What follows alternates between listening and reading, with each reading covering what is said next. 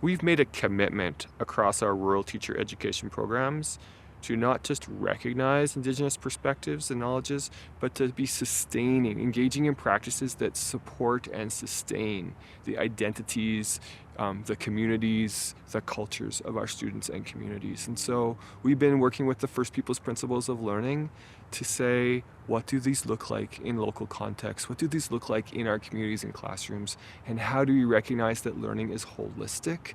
And so attending to the First Peoples Principles of Learning connect really well with the core competencies in the curriculum, that education is holistic, that identity is part of everything that we do, and that we as educators can nurture and support. At WECTEP, we really do want to embed Indigenous knowledge, Indigenous ways of knowing and being, not just as one silo course, but woven throughout all of the things we do and all the disciplines and all of the subjects.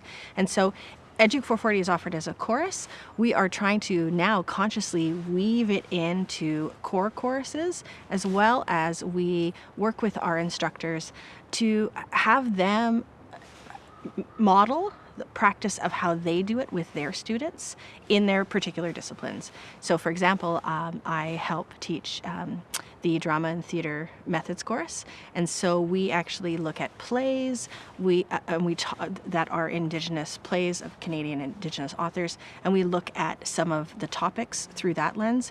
We also talk about one of the First Peoples Principles of learning is experiential, and of course the whole nature of drama is experiential, so we pull those parallels in.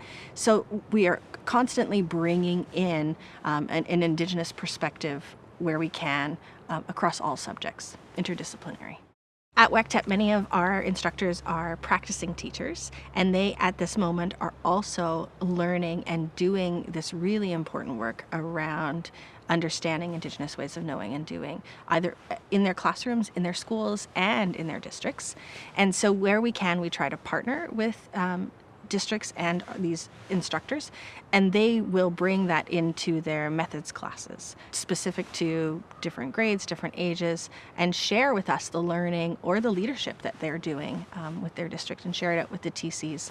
So it becomes this real professional learning community together of knowing and growing as we learn more together.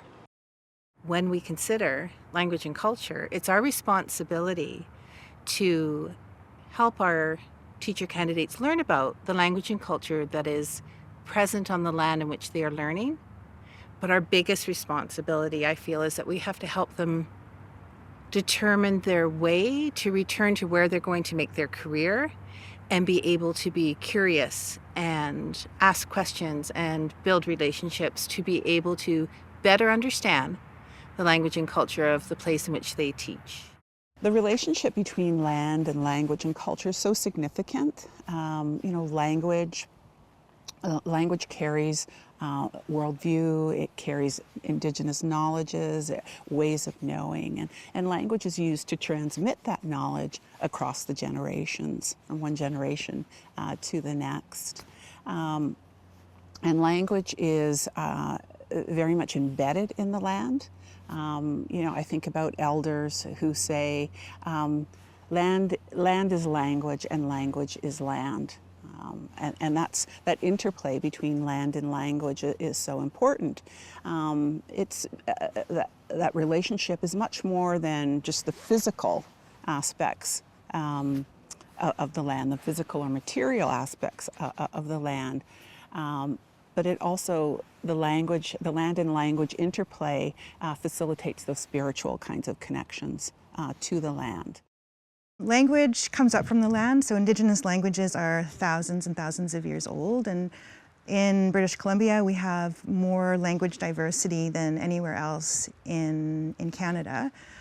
We have, I think, over half of the languages in Canada here in British Columbia. When we bring language and culture back into classrooms and we connect land, what happens is we open up to traditional ecological knowledge and Indigenous worldviews, and it's a natural progression. For example, here in this area, biodiversity, the word that we use in Nisiltsin or Sinsiltsin is Timiq.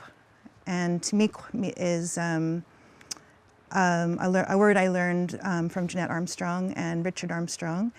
And the T from that word actually means the intangible, that intangible quality of connection that we all have to each other, to the land, that interconnectedness.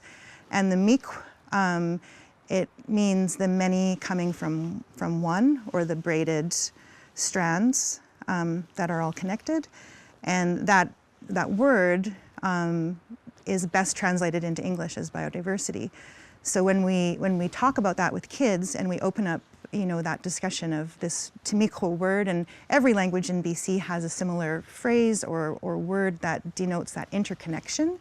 When we bring that into kids' understanding, suddenly we're talking about the geosphere, the hydrosphere, the atmosphere, the anthrosphere.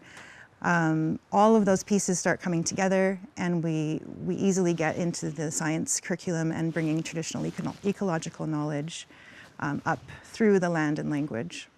So in rural and remote classrooms, I think an access point for including culture and traditional language in the classroom is to work with Aboriginal education staff that might be in the school already, or might be at a district level as well. So there may be perhaps a list of knowledge keepers that are in community that the Aboriginal teacher or the district Aboriginal teachers have a hold of, and ways of getting them into the classroom. And I think a really important way that educators can get that into the classroom is to follow the traditional protocols as well. So entering into relationship with them using traditional forms of reciprocity, such as offering tobacco or gifts, and to invite those people into the classrooms to honor the gifts and the knowledge that they have and that they can bring to what we're building or what we're talking about in our classroom. The way that classroom teachers could consider ways of including Indigenous language and culture in their classroom would be to form relationship with perhaps a resource person in their school or in their school district. And so the expectation isn't that they would be teaching an Indigenous language or cultural practices, but that they would be positioning themselves as learners as well as their students, and that the resource person or someone from maybe the Indigenous education program would be leading activities, lessons, and that the class would be learning from that person. And so that way the teacher is in partnership and working alongside the resource person. The ways that you can work with local language teachers is to do maybe some pre-teaching before a field trip, or if you're going to a specific learning echo classroom, that you learn some key vocabulary so that you can pre-teach, and then have the language person accompany you so that when you're out on the land, they can hear the vocabulary, they can use it in the context of doing things out on the land. And that way I think it's just more meaningful than something on a worksheet. And so that they're learning as they're doing, and they're learning from someone who speaks the language, and that person is directing